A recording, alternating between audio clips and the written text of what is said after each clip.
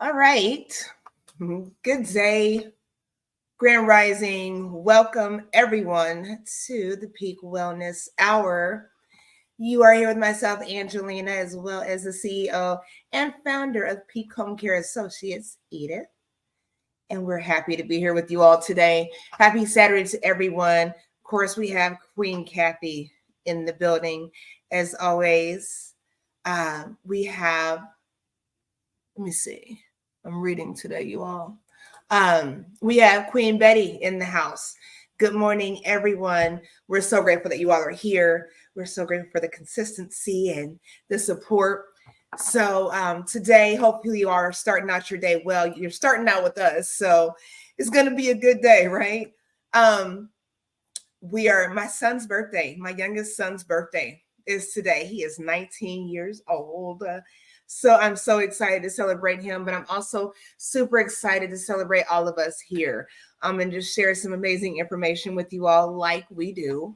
Okay, so we are into part 2 of this conversation that we started last week on romantic relationships and seniors. So we're going to dive into that conversation. Grand Rising Queen Mother of Mine, aka Rhonda Thomas. We're going to dive into this conversation. But before we do, we're going to let our CEO and founder of Peak Home Care Associates bring us in with some pleasantries and whatnot. Queen. Grand Rising, queens, ladies, gentlemen. It's a pleasure. Thank you so much for being here. Thank you, thank you, thank you, thank you. This, as we all may know, if you're new, you're joining us today. This is sponsored by Peak Home Care Associates. You can see it at the bottom of your screen. We are located in Noblesville, in the state of Indiana, and in the county of Hamilton. We are open 24/7 online, virtually, and our offices are open 9 to 4:30 every single day, Monday through Friday. But of course, you can reach us anytime. I want to take this minute and give my condolences to two people. And one of them has been part of us online. Essie lost her older sister somewhere last Friday, and she's a little shattered, of course. That's her sister. So our condolences to Essie. And one of our own, Lakeisha, also lost her sister. She's the service is this morning. So from here, I'll go get ready and go. But our condolences, our sincerest, our deepest condolences to these two ladies. I pray for comfort for you every day. May you find joy, peace somewhere in the memories, and above all, comfort for you and your loved ones. All right, romantic relationships, Queen. Well, Thank you, Queen. Relationships. Thank you, Queen. Thank you. We went over so many things last week. So many valuable things like we do, right? So where do we want to start? I don't even know where to start, to be honest. I know we were speaking heavily last week. We did talk about having things in order, just as we age and as we mature and all those things. But we really wanted to horn in on the topic and the focus on paying attention to our senior loved ones, paying attention to the interactions that are going on. Of course, we never omit the fact that everyone needs love. Everyone deserves to have healthy relationships. It doesn't matter what those relationships look like. I know my husband and I did a dementia support group the other day at Traditions at North Willow, and we were talking about just connections or whatnot, and how we age.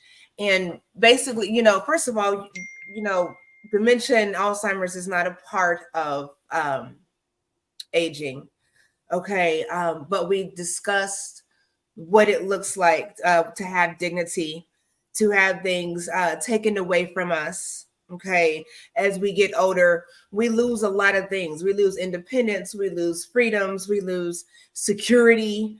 And so we never want to forget that having healthy relationships is important. So when we're doing the mentor support group, I had mentioned how, if Edith and I are speaking, I might say, Edith, look, I like your plants. Those are really pretty. And she might say, yes, I like to cook. And I'll just say, well, that's nice too. Me too. I like, we just go on in this nonsensical, what seems to be a nonsensical conversation. But there's relationship and that dialogue, right? That connection, even though it makes no sense to us, is significant. And my point to that is we find relationships in all different sorts. And it's very important and very, very fragile as we get older. Okay, as we lose loved ones, as we become detached from family, as we separate, those relationships become more valuable a lot of times than not, more reliable than not as we get older. So we never want to dismiss the fact that our seniors, I'm getting older, we all need love in all kinds of different ways. And it doesn't have to be a sexual thing, just a touch, eye contact, being gentle, tone, that shows love, compassion. So we want to look at those things today, and we want to look at the effects of when it does become a romantic situation in our senior loved ones, for those that do have the capacity of making those sound decisions and those that may not. So, Queen. Wow, you said quite a lot, and it's interesting you brought the conversation. Oh, your plants are nice. Yes, I love cooking. And then it's not, it seemed disconnected, yet we are communicating. However we understand it, it doesn't matter. The key is that there's someone we're talking to. I want to draw our attention to the fact that loneliness, being alone, does not necessarily go with being older or being an adult. Okay? Even if you're not married, being alone, adulthood does not mean aloneness. Let me put it that. I don't want to use the word loneliness, but aloneness. And there is no age limit, like you already mentioned, to love. We all need love. We were created for love and affection. And so that misconception of, oh, dad may have just passed away and mom is alone, she doesn't want to be married, on and on and on. How do you know? Have you explored that conversation? Wait after a year after dad dies and ask that question. Ask dad that question. Mom has been gone a year. He's been with her 50 years, 40 years, and now she's gone. His life is empty. So definitely there is that yearning, which is in every single one of us, for love. The question we want to discuss is, how do we navigate this to ensure that nobody is being abused or taken care of? There have been taken advantage of. Thank you very much. Yes, there have been situations where older men have fallen in love with their caregivers. Not too long ago, I had a client who fell in love with one of his caregivers. You know him, and he kept telling his children, if she were not married, I would marry her. Okay, so the men, the women, they have eyes. They look. They have eyes. They look. We have a client in a facility, and he's a looker. Oh my God, he's a looker, and I don't want to use a mess, but in a good way, he is, and he likes to look good for the girls. So and he's in a love relationship, and he has what? Frontotemporal dementia. I think he's in 90s, and he has a girlfriend. Okay, it's interesting that we are talking about this week, and I walked in on him with his girlfriend sitting on his lap and having a quiet, romantic, laughing moment. So how do we navigate this to ensure that there isn't abuse, that both people are really enjoying each other's company, even if it doesn't make sense to you?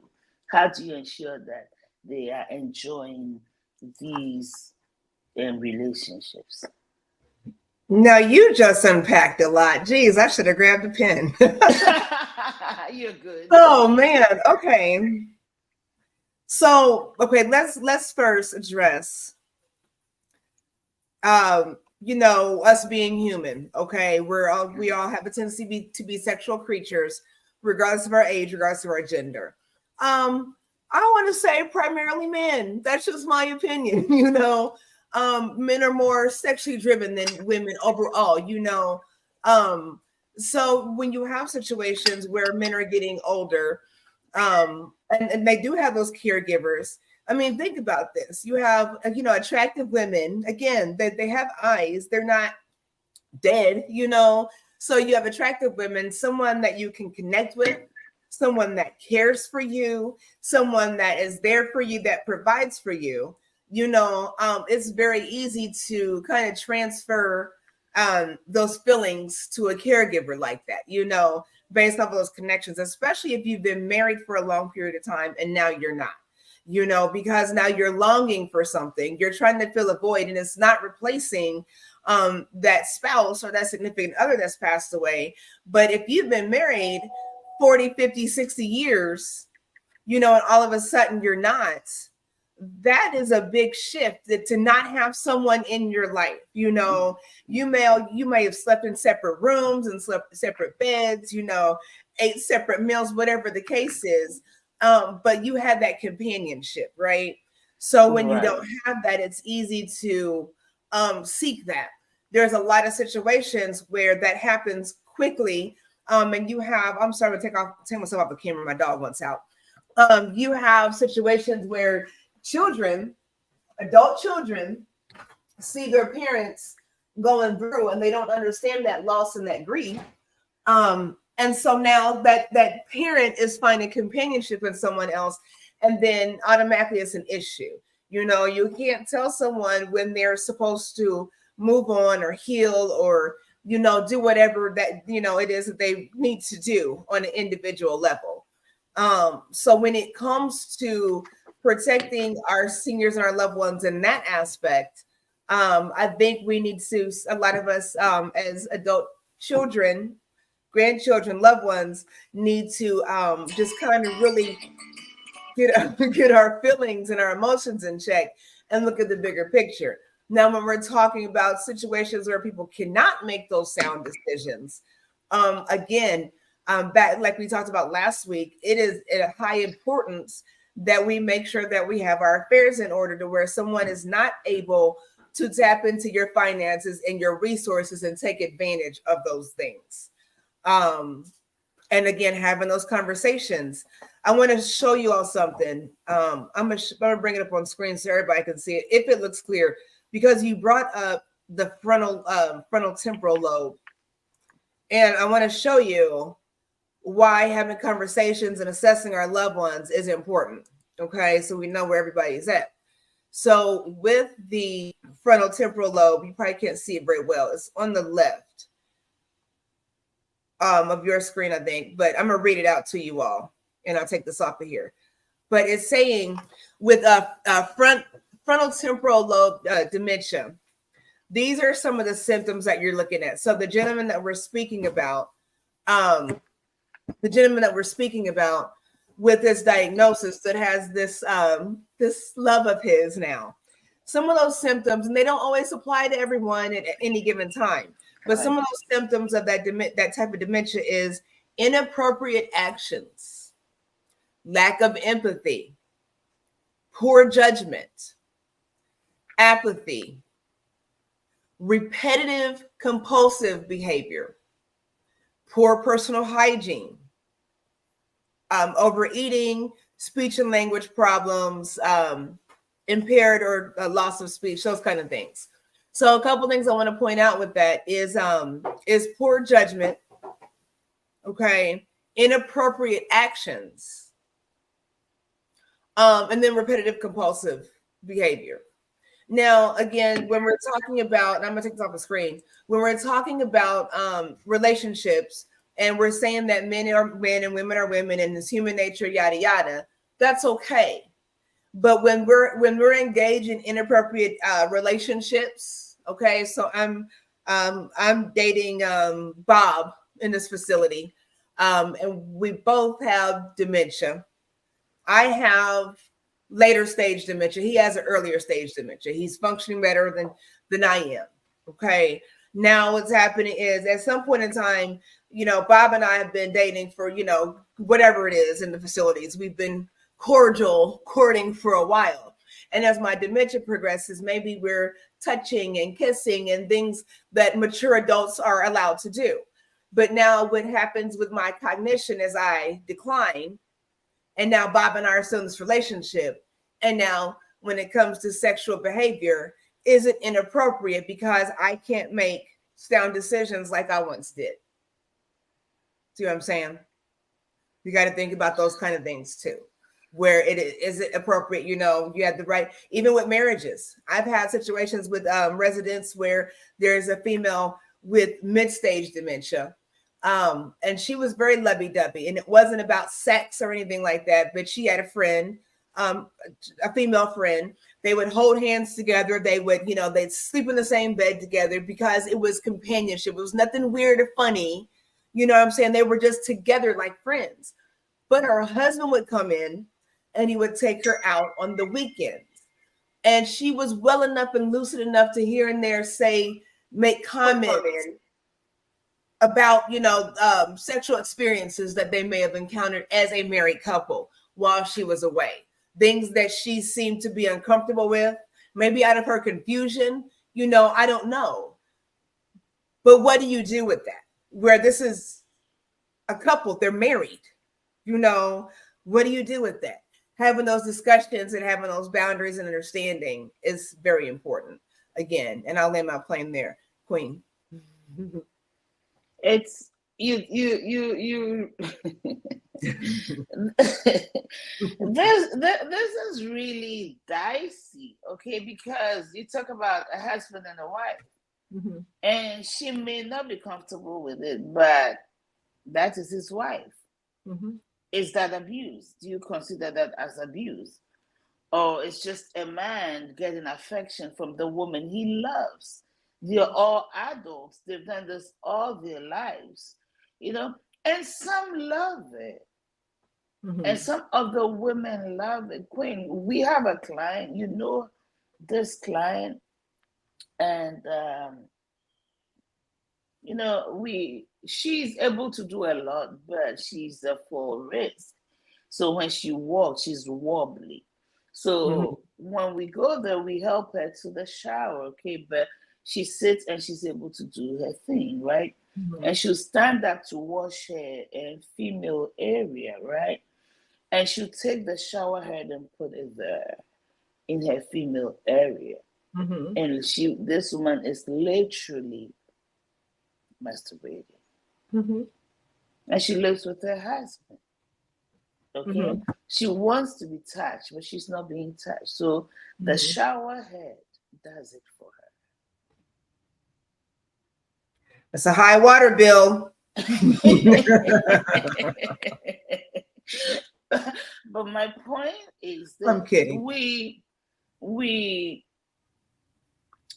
don't think. Many years ago, when I first started doing home care, I was ignorant about a lot of things. I had this client where, I play music, we will dance. She's laughing, Queen. I will dance, and one day I noticed the man whilst I was playing music, and this is gospel, like I was playing gospel, singing, just jumping around, dancing. Then it was turning him on. We've had situations where men are giving out more money to a particular caregiver, and it's been considered that the caregiver is stealing from him, and that is not necessarily the situation. And of course, she's not supposed to take money from the client anyway. So that is wrong on all levels. Love the other life.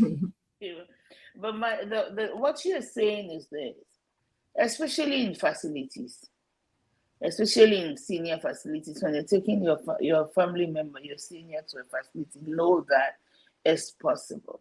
There's been situations where a particular group of people from a particular facility were going a lot into a particular hospital or doctor's office or whatever you call it, and they all had STDs. The one man was going around giving everybody love. I don't know how, I don't know what, I don't know. But these things are happening in our facilities. So, once again, we are creating awareness of the reality of the situation at this time. I think today is really just creating the awareness. So, greetings to you, Queen. We're just talking about her and her Yes. sister. Everyone, Queen, everyone send you some love. Our condolences to you and your family. So we definitely sent you some love here on the platform. Everyone here sent you some love. Hope you're doing well. Yeah. So this is real, and like you said, we need to make sure their finances are put together. Everything is in order so that nobody is going where they are not supposed to go to take advantage of it. I sent information to one of the clients, the one we are talking about, and she said, Edith, what am I supposed to do? This woman mentioned is that she comes there often. She seems to make him happy. Who am I to stop his happiness? As long as nobody is getting hurt, I'm okay with that. I said, I respect that. But so don't think dad doesn't need someone. Don't think dad because let me not even go where I'm going, but we all need love. Once again, Queen, how do we navigate this situation? We've talked about all their finances and everything being in place. But in what ways can we ensure that? So let me ask you this question though. This gentleman who is visiting his wife and doing stuff with his wife, and the wife does not necessarily like it. Here was a situation. I think there was some extra. I think there was some extra activity going on, and not just, so we're not violating HIPAA because we're not saying names, but you provide hygiene care, right? Physical care to people that need that help. So she was coming back, helping her get to the bathroom. She can get to the bathroom, and maybe it was like an urgency thing. So just kind of guiding her there, helping her get her pants down. And so that, that lady region would be shaven kind of thing. You see what I'm saying? So whatever was going on, and it may not be, you have to think about this. I mean, let's have this real conversation as a mature adults here, you all, right? So we're talking about romantic relationships and seniors. So let's have this real conversation. So as we get older as females, as we get older as males, our bodies are changing. So if we have women that, things just kind of change down there, penetration is a little different as you get older. It can be a lot more uncomfortable. It doesn't mean that you don't desire and have those feelings. We look at Viagra and we talk about, senior men and caregivers. Well, who do you think the Viagra was for? Where are they going? What are they going to do with that? You got to put it somewhere, So, I mean, being serious, if I'm 65, 70, I might not be for the long run like that.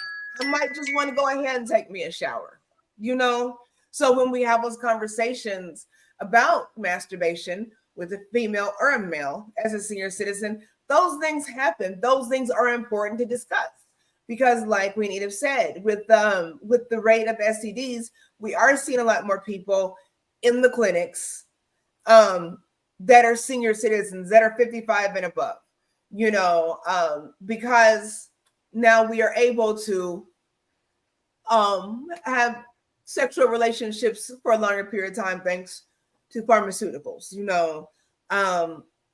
and then you have that situation again where men have that advantage over women a lot of times. So what's going on?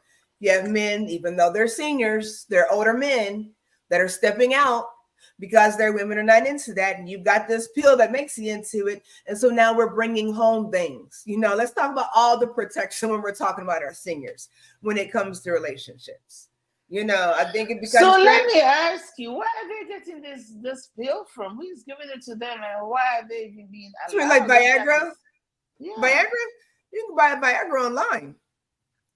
The erectile dysfunctional pill? Yeah. That's not, yeah. So if that's what's happening, now men are able to, sustain longer. What do? You have the caregiver that's coming. My caregiver comes every Tuesday and Thursday. Yes, I'm 70 years old, but and she's 32. But every time she comes, I'm gonna see if I can just pop this pill. If something happens, I'm ready. These are real scenarios. These are actual situations. So what do? You have to think about women that date older men, that don't date them for their money. What does that look like? If I'm 50 and I'm a healthcare provider in a facility and I'm dating someone that is 72. Yeah. I date older men. So it's not me taking, you see, there's a weird way I won't say weird. There's so many different ways we can look at these scenarios where we're engaged in relationships. Queen, so but at this age, maybe from 70 onwards, they're almost considered vulnerable adults. Are they? I think they are. Are they? It depends on your state of mind. That is true. Let me give you an example. Let me think. I'm trying to use somebody else and not make it political. Let's just put it out there. This is not a political thing. Is Donald Trump fragile to not make decisions when it comes to relationships? He's 80-some years old. You see, where is it? You see what I'm saying? Dementia and lack of cognition is not a part of aging. You have people that are still 70 that work, that run companies well. They're CEOs and they do it well. So it's a matter of it's a matter of where you're at in your cognition. Again, if you're in that state where you can make sound decisions like that, then you should be having these conversations with your loved ones, with your children or whatnot. And things should be in order to where this is not even a situation in the long run. Again. So yeah, it's a tricky thing, I think. So let me ask this question. For example, okay, when my dad passed away, my sister and I, we are the silly girls, and we said to Mom, they had a good friend whose wife had also passed away. They've known each other. Hey, Prophet David, thank you. Greetings. So and we kept saying, Mom, we talked to his children, and my sister and I talked to his children. We say, let's connect them. They say, don't be silly. But the man will visit my mom in the daytime when she was alone, spend time with her, and all. Nobody was there. So this is not a conversation most parents would not like to have with their children. So they will say they're okay. They could say they're okay. But when they're alone, even if they're in a facility, they're alone in their apartment. If they live alone, unless they live in your house, or one of the children live with them, then it becomes restricting. So they will withhold most of the time. But if, like you said, they are mentally alert, cognitively alert and everything, then they can go out and do what they want to do out there. Mm-hmm. So the question I guess I wanted to ask is this. How do you navigate such a conversation with your parents, knowing very well that they may be uncomfortable talking about it with you? That is what they want. I mean, what are you going to do about it?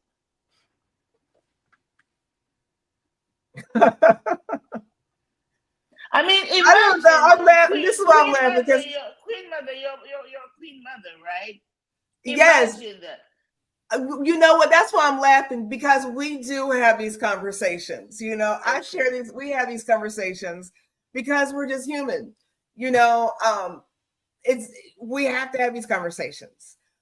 I'm comfortable enough to do it with my mother. I'm gonna tell you all a funny story really quickly. Okay, when I was in church, I was sitting on a Sunday, and I had a senior loved one. Okay, that we were sitting in this sermon. Okay, you all know the rules and regulations behind fornication and adultery and all those things, sexual immorality in the Bible, right? We all know those things, right? So no, that's something that's always been you know, a concern of mine growing up. Nobody wants to go to hell for sex, right? Okay, that's what I thought growing up. Okay, so look at this. So I'm sitting in church on Sunday, and I'm listening to this sermon. I'm listening to this sermon. And when I heard the sermon, and it's my pastor that has watched me grow up, okay? I listened to his sermon, and he was talking about sexual immorality, you know, and he was saying how even your very thoughts, right, can be sinful. And he spoke about masturbation, okay? And I sat there in service like, how old were you, if you don't mind my asking? I was an adult. I was probably in my late 20s, probably my late 20s. So I'm sitting there listening to this. We get out of church. I'm in the car, pull out the parking lot. I get maybe 5-10 minutes down the road. My senior loved one calls me, says, "Angelina, did you hear that?" I just laughed. I said, "Yes, ma'am, I did." She says, "So now I'm going to go to hell if I masturbate?" I'm like, I just can't win for losing. It was a funny story because in the back of our heads, we're thinking, you know, my point is that there's so much emphasis, and I don't have the discomfort having those conversations with seniors because it's real life. Because I was thinking the same thing. I'm thinking I can call this one and ask about, well, you know, I figured if I didn't fornicate and just, you know, minding my own business, me and God be in the clear. You know, she's thinking the same thing as a senior. So now as a senior, what do? You know, now you're widowed. Now you're not out there messing around with other seniors or whatever. You're just minding your own business in the shower. You know, these kind of conversations, again, we should have. No, and you know, there might be different points of views about that. But the thing is, until you know how somebody thinks about something, yes, thank you. Until you know how somebody thinks about something, why they want to date, you know, this person in this facility, why you want to date someone with dementia, why you're dating this older person, why the money doesn't matter, whatever those things are, you got to have those conversations. It doesn't matter if your senior loved ones are talking to their friends, because their friends don't make determinations for their end of life, you know, their long-term livelihood, you know. So you have those conversations. Let me read this real quick. I've never had a situation with a parent, but yes, I have with family members of patients. Significant. How does that? If I may ask, how was that interaction? I've had those kind of conversations as well, and again, you have to. It's just human nature, you know. So for you, what do you think? Do you feel like it's been receptive? Do you feel like what you're saying is being conveyed and realistic to those loved ones? To the question about to the response about having the conversation with the parents versus the family members, because that's important too. As healthcare providers, I don't feel like I feel like a lot of times it can be robotic, and we're not advocates for that patient or that client or that resident and their loved ones. We're not bridging the gaps where we're seeing these conversations and we're not saying anything. We're not saying, well, hey, I see mom here all the time. You know, I know you're not here all the time, but you know, when mom's holding his hand, They're not doing anything wrong. They're very cordial, so I don't see where they're doing anything wrong. Instead of saying, well, I'm not going to say anything, I'm just going to stay out of it. We're not being advocates for those kind of conversations because they are difficult to have with your family members. So as healthcare providers, I think that's very important to have those conversations in the gap when you see those kind of things going on. Even in home care, we're in the homes and people don't see what they don't want to see. Having those conversations is important. Definitely. I'm done making jokes, y'all. Okay. All right. So, queens, kings, friends, family, this is real. This is real. And the question is, I guess we bring in this to mind. We definitely are creating an awareness. This is not something we talk about in home care, we see it, we see glimpses of it. We probably talk about it among ourselves, because when I went to see someone doing that, I called the family and I called the caregiver and I talked to the family, and the family made it clear, listen, I'm not going to mess up with my parents' joy. If they're happy, they're happy, Mm-hmm. But others will take it more seriously and probably do a little more. But every family is different. But we need to know that mom wants love, dad wants love. And how do we make this happen for them in a safe environment? Mm-hmm. Okay, make it safe, keep it safe. And like you said, you gave a typical example. The president is how old? 80, some 90, almost what? 90? About 80. I think he's 80. No, He's at least 87, 88. No, not the current president. We can't use him as an example right now with his cognition. I mean, with the cognition, I'm just saying, we're talking about Biden. I'm not making a political thing, but with age, yeah. He's okay. He can make decisions. And for his relationships, and he's not considered vulnerable adult. So you see, it's like you said, I thought if you're a certain age, you considered vulnerable, irrespective of what you're going through. But if you're allowed to run for president, if you're a president, you are out there taking decisions for a whole nation. You are not vulnerable. Mm-hmm. So it's an age thing. How vulnerable is your parent is a good question to ask yourself, knowing them. People have been diagnosed with some kind of dementia, but they're functional. They know, they remember, they know what they want, or don't want. They can articulate it. So yes, the fact that they have a POA doesn't make them incapable. They are part. They must be part of their decision making. But their conversations, they also don't want to talk about with their children. But the children must be very much aware of the fact that dad may want this, mom, they want this. Before I ever even thought of having a home care agency, I will say his name. His name is Joel, and he was my client, a private client, because I did contracting a little bit privately for a while. His wife died. He was 78. He met an old secretary of his, an old secretary who was, I think, a year older than him. Okay, they started dating. They would drive from Kano to Arizona to all around the state, Washington State. Now they are married. He's moved because her children and his children are all mostly in California. They moved to California. They are married at 79. Yeah, barely a year after, he got married to an 80-something-year-old woman. And they're doing well. Every now and then he will send me messages. They're doing well. They were not vulnerable adults. They knew what they were doing. Okay, they felt like they knew each other. They worked together.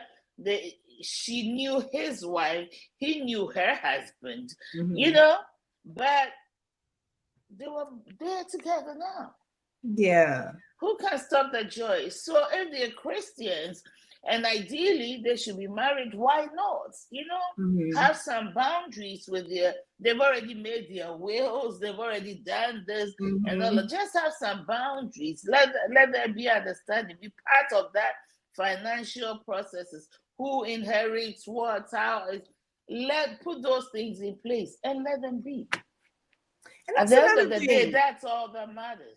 Yeah, that's another thing. I've seen, situations where children get upset because, like say the mother dies and then the father winds up dating a friend, you only got so much time left. Don't you want to hook up with somebody you already know? It's real hard to start courting somebody and starting all over again at 70. I'm just saying, like, take a chill pill.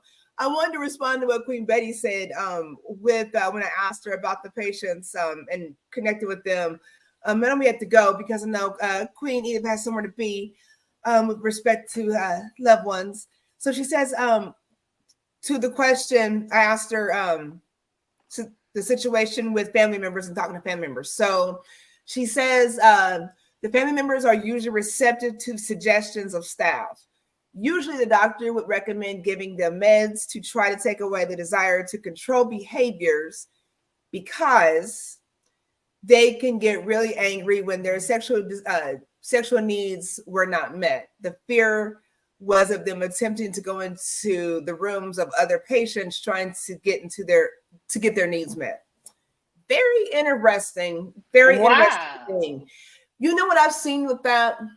We might have to do a part 3.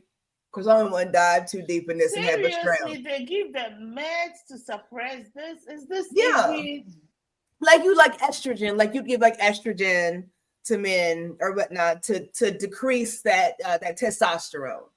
But a lot of times you see that a lot of times more so I've seen a lot more times with dementia related situations, not someone that's so much of a sound mind. But you have to keep in mind, too, what kind of individuals you're dealing with.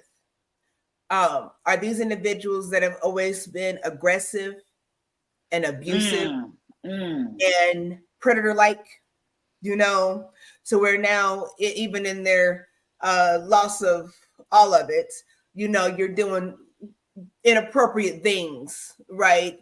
And you have no control. That was that apathy thing we were talking about with the frontal lobe dementia, that apathy, okay, where you have those kind of behaviors. Then those things are necessary. Okay. Definitely. So yeah, very good point. Thank you for elaborating that and sharing that. So yeah, you never again, we want to have these conversations with our loved ones, so that's the case. We know what's going on. We say, hey, dad's aggressive, hey, your dad's being aggressive. It's one thing to go into someone's room, looking for love, but it's another thing to get aggressive and yell, and I've seen those things who are throwing stuff and you got somebody demented looking like, what the heck's going on here? I don't know you. Why are you in here? We sit at lunch together, but I don't remember you from earlier. Why are you here? Kind of thing. And these who are being aggressive because we sit together at lunch and so we hold hands. I don't remember holding hands with you. So now there's a situation. So all these things go hand in hand. And the basis of it is having a conversation, being open and honest, making your needs known, making your concerns known to your loved ones. Okay. And giving them opportunity to be open with how they feel. I don't know whether this is an appropriate forum to say this or not. But I know he's probably passed on now, of a senior who wanted a caregiver. This was all the way when I lived in Virginia, and I was not doing home health, but I knew a lot of people in home health or home care. And he needed care. He needed help with care, getting his home, because he lived alone, getting his home together and everything. But he also had a toy. And he wanted the caregiver to be able to, he wanted to use it on the caregiver. It gives him pleasure. And there are some caregivers who will take advantage of this situation because he will give you money. It was literally him getting a caregiver who will be a call girl kind of thing. And he will give this caregiver lots of money. So if your parent lives alone, we need to get into their stuff. They may not like it, but we need to know what's going on. We need to be careful as providers who we are bringing into these homes with these ladies and gentlemen. Okay, not to protect both the client and the caregiver. Because once one caregiver keeps coming and coming, there's a certain level of trust, familiarity, trust, confidence, because they do everything for you, like his wife did for him, like her husband did for him. They're hitting on the nurses and the workers in these facilities. The females are hitting on the men. I've seen it many times. So we need to be careful who we are bringing into care for these people. Background check is important. But if you have not been caught, it will not show up on your background check. You understand? So we need to be very careful. We need to be very protective. And we also need to make sure we are in there with supervision. A lot. A lot. You know what? You don't have money laying around. You should not have money. There should not be loads of money in your loved one's home like that. There should not be cash like that. They're writing checks, easily accessible. They shouldn't have. What do you need a checkbook for? Who? Think about that. Ask your loved one. We are talking about cognitive alertness. They got it together. It's not like they don't. So they know what they're doing. They have some control. Yeah. Very good point. Very good point. Don't leave your cash in the house. Yeah, that's a hard one. I mean, I guess at some point, if you're not, we talked about this last week. I don't know if it was Queen Kathy. It was Queen Kathy. If you don't have a joint account with your loved one, your parent primarily, it's tricky. It's very tricky. How do you get your loved one to say, yeah, I'll put you in my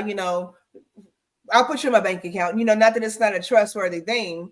I don't need you to manage my money. You know what I'm saying? My mom said, I don't need you to manage my money. That's what she means. So why would I be on her account unless what? So how do you have that conversation where you encourage someone? I am on live, but happy birthday, baby. Happy birthday. Happy 19th. Congratulations. I am on a live with Homecare Associates. So everybody says happy birthday to you. I'll talk to you soon. We're gonna get off here in a second. Thank you, sir.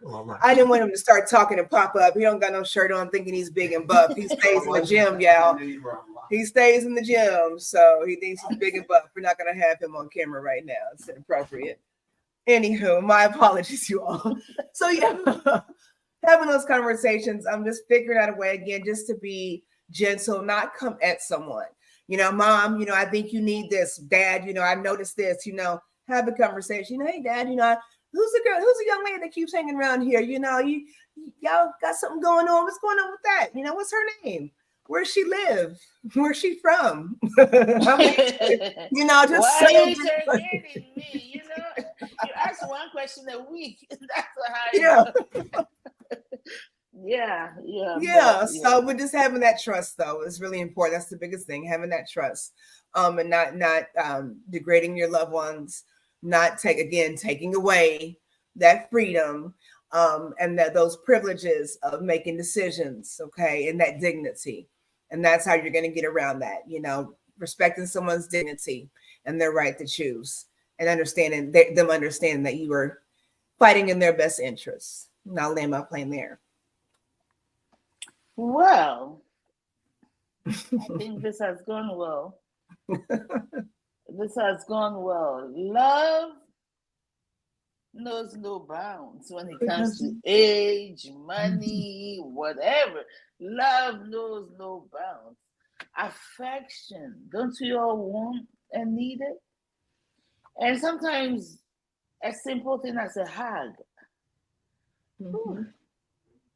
You can feel the tension leave somebody just by that loving hug.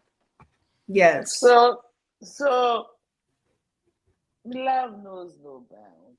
It's part of life. It's who we are. We were created to love. We were created into love and to be loved.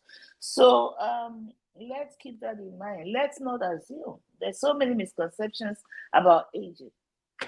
That includes the at the age of 70. Let me share this story and I'll shut up and I'll let Queen end it.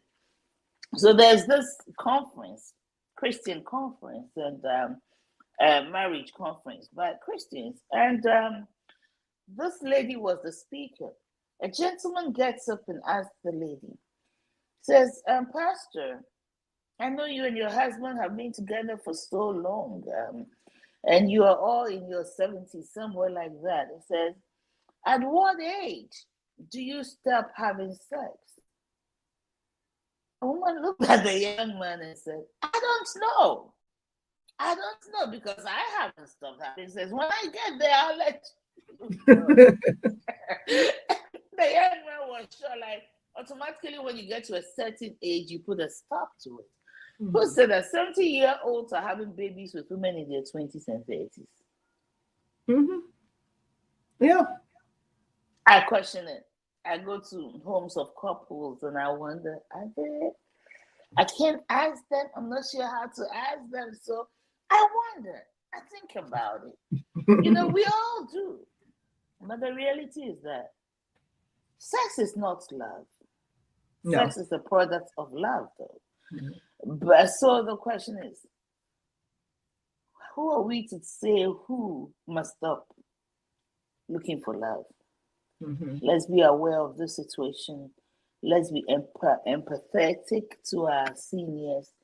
And let's just learn to read the signs. So if we find that they are yearning, if we figure out some way, somehow, some of you mind readers or through conversations, maybe you can bring an old friend around who can sit and have a conversation with them, talk, laugh, somebody they've known, they can talk, laugh, and they're comfortable with. Mm-hmm. We can work it out.